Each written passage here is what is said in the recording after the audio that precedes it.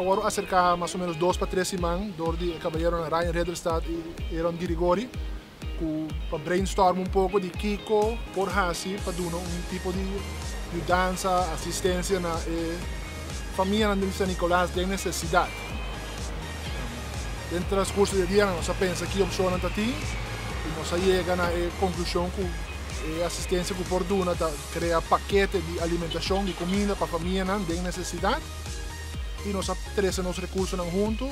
y llegan a AVE nos trae una donación de más o menos 25 para 30 sacos de comida. Body guía y cooperación de señora Janine Rodríguez, cual nos tengo que danke para su asistencia, para guiarnos en el proceso aquí. Pero la meta principal no solamente de una familia de necesidad de asistencia, pero así un más grande, un proyecto más grande, que continuar la meta semanalmente. Dus, tour semana, of cada 2 semanas, una compañía o una persona hace una donación na familia de San Nicolás y